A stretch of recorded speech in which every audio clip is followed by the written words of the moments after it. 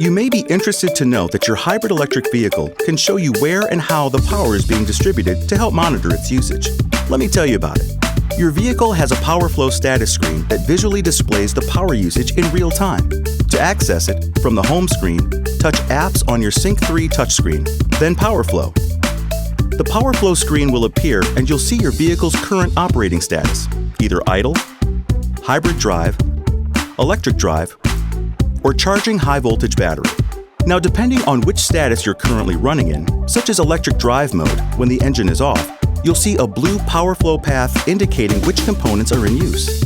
In this case, power from the battery is being used for accessories like the climate control, high-voltage electric heater or air conditioning compressor, and other low-voltage accessories such as the radio, fans, or heated seats.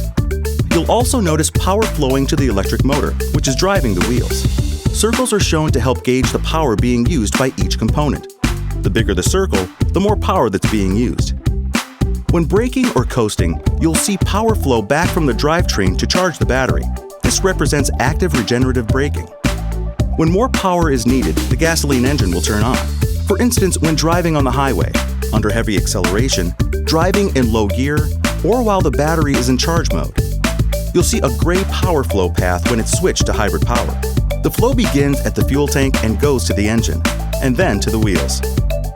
Any questions? Go to owner.ford.com.